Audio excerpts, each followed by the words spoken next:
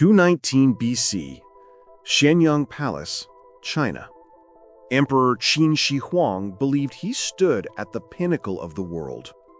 He had unified 6 warring kingdoms, controlling all the wealth, armies, and secrets of the known land. But that year, the arrival of uninvited visitors shattered everything he thought he knew. These people traveled in spiral vessels that could navigate underwater. They claimed their homeland counted 10,000 years as a single day. They said they had witnessed the creation of heaven and earth, the casting of the Yellow Emperor's cauldrons, the birth of Emperor Yao.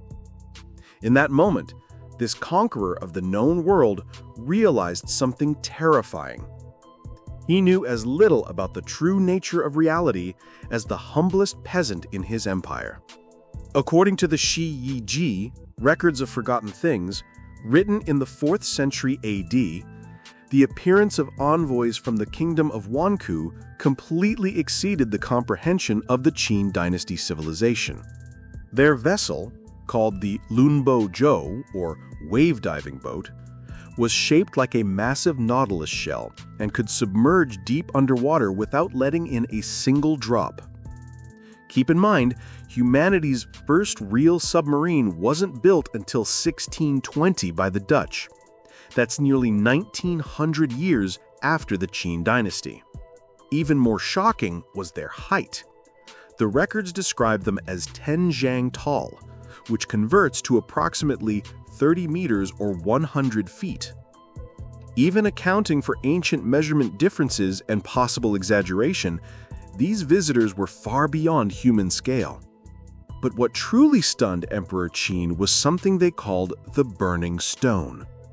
This substance was the size of a grain of millet, yet a single piece could illuminate an entire palace hall.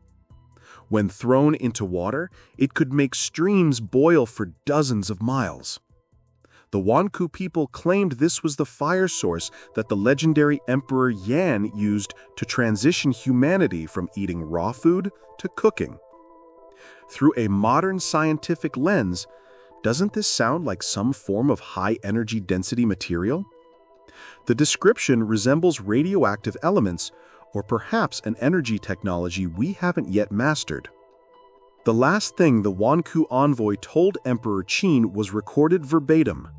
"My homeland lies 90,000 li beyond where the sun sets in the Xianxi. We count 10,000 years as one day and night." 90,000 li, that's a distance that exceeds Earth's dimensions. And 10,000 years as one day? Isn't that exactly the time dilation phenomenon described by Einstein's theory of relativity? Where time flows differently under high-speed motion or strong gravitational fields. How could a record from the 3rd century BC contain physics concepts that weren't proven until the 20th century? After that meeting, Emperor Qin changed. According to the Records of the Grand Historian, written by Sima Xiaonan around 100 BC, China's most authoritative historical text, in 219 BC, the same year as the Wanku visit, a sorcerer named Xu Fu submitted a petition claiming that 3 immortal mountains existed in the Eastern Sea, Penglei, Fengzhang, and Yingzhou, where immortals dwelt. Emperor Qin dispatched Xu Fu with thousands of virgin boys and girls carrying 3 years of provisions, clothing, medicine, and farming tools to seek the elixir of immortality. This massive fleet cost an astronomical fortune, yet it never returned. But was this really just an expedition to find an immortality drug? Let's reconsider this event. A transoceanic fleet of thousands, 3 years of supplies, complete living materials, and production tools. This looks more like a planned colonization expedition than a simple medicine-seeking voyage. In 210 BC, before Xu Fu's second departure, he made excuses about encountering giant sea creatures blocking his path and requested additional archers. Giant sea creatures. Could this be ancient people's description of some unknown oceanic phenomenon? Or did Xu Fu truly encounter something? Even stranger, during the same period Xu Fu departed, Emperor Qin was undertaking another mad project.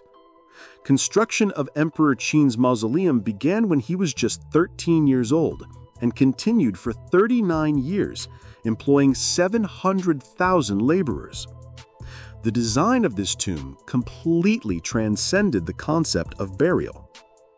In 1981, the Chinese Academy of Geological Sciences tested mercury content in the sealed earth of Qin's tomb.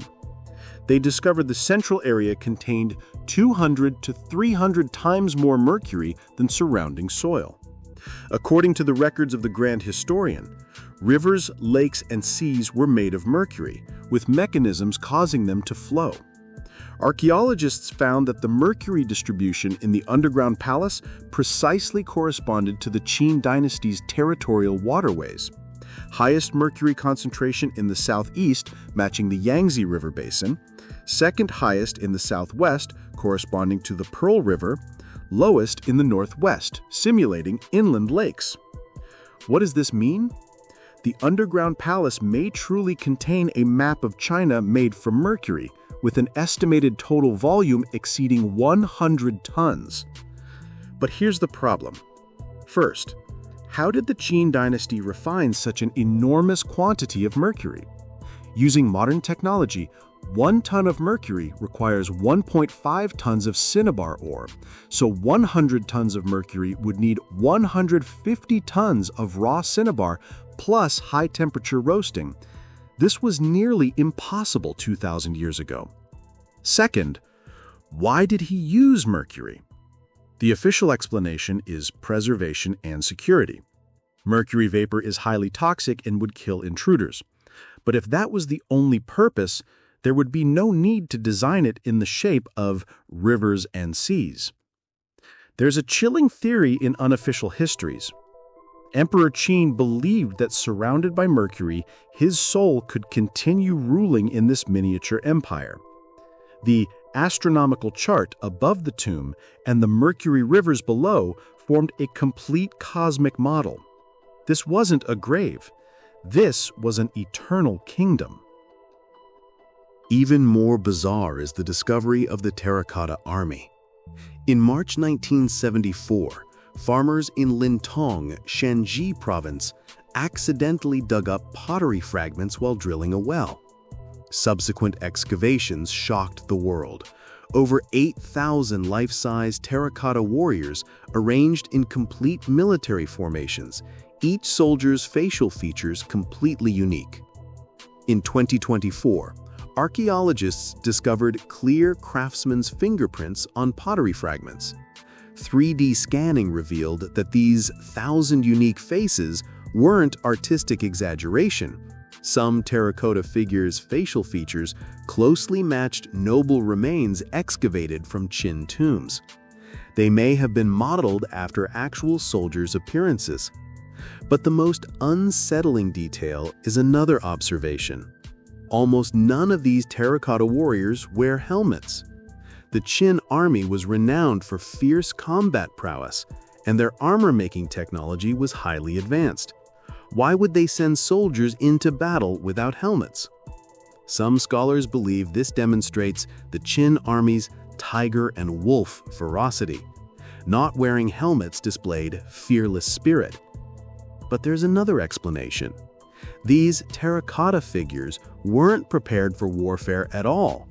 They are shadow soldiers guarding the underground palace, an army Emperor Qin prepared for himself in another world.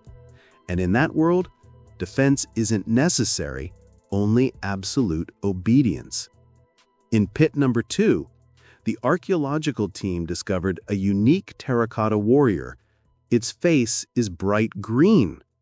Among thousands of warriors, only this one has a green face. Nobody knows why. Some say it represents a no person, a shaman responsible for exorcising ghosts in epidemics. Others say it's a marker for a special unit.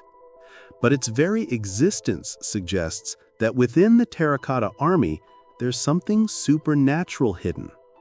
In 213 BC, Emperor Qin ordered the burning of books. The official explanation was unifying thought, prohibiting civilians from possessing the Book of Songs, the Book of Documents, and works of various philosophical schools, preserving only medical, divination, and agricultural texts. But what was he really trying to destroy?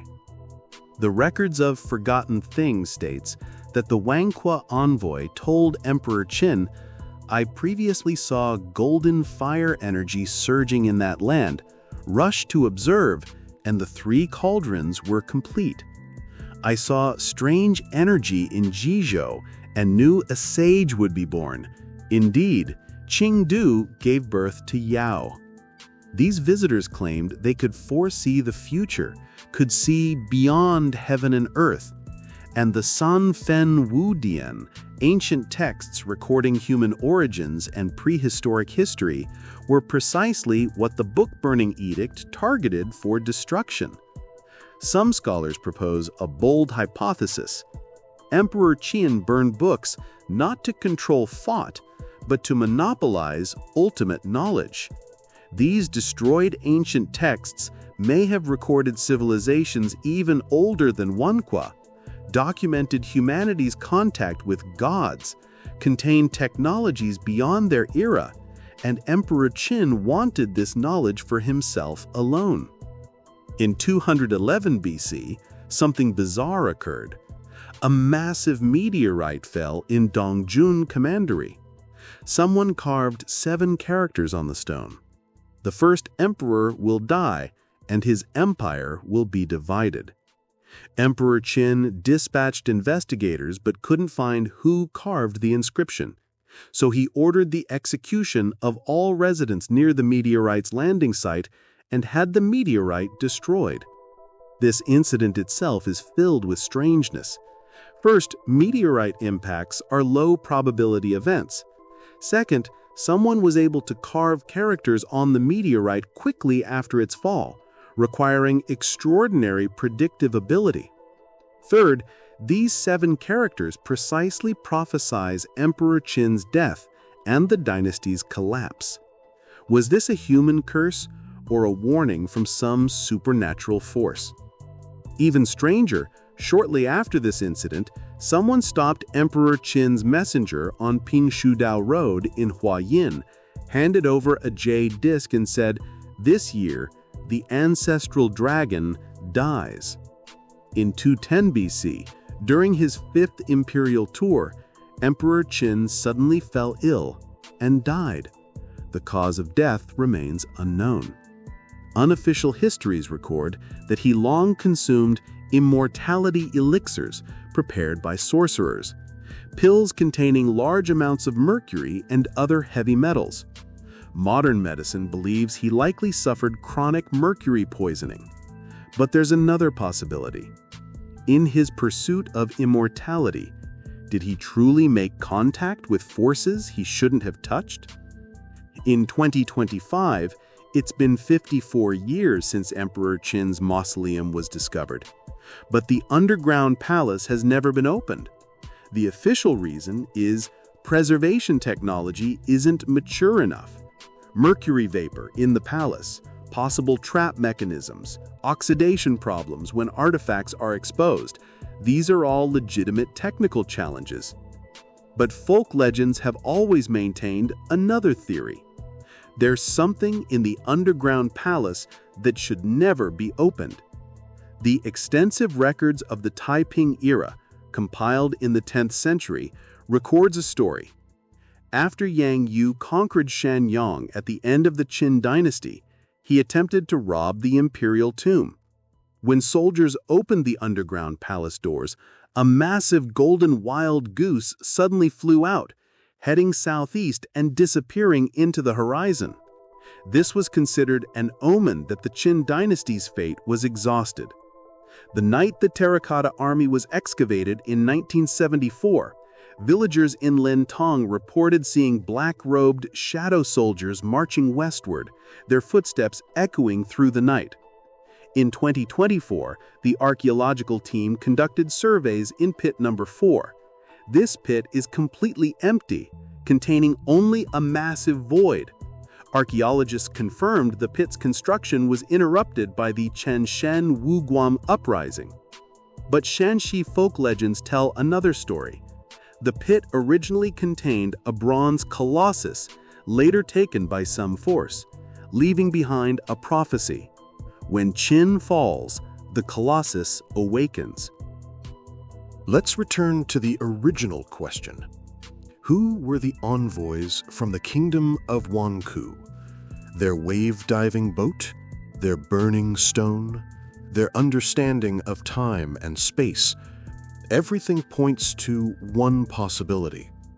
They came from a civilization whose technology far exceeded humanity's. And Emperor Qin, after meeting these visitors, spent his entire remaining life pursuing the same immortality. He sent Xu Fu eastward to find legendary immortal mountains. He mobilized the entire empire's resources to build an eternal underground kingdom. He burned ancient texts, trying to monopolize knowledge leading to the divine realm. He consumed poisonous elixirs, even knowing their toxicity, gambling on a chance at eternal life. 2,000 years have passed. Emperor Qin's underground palace remains sealed. The ancient texts he burned are lost forever. The secrets that went with him sleep beneath rivers of mercury. But one thing is certain. When a conqueror of the known world, in his final years, devoted everything to pursuing an impossible goal, what exactly did he see? And what was he afraid of? Perhaps deep within that never-to-be-opened underground palace, what's hidden isn't gold and jewels, but evidence of humanity's contact with an unknown civilization. And Emperor Qin, with a mausoleum, sealed this secret, underground, forever.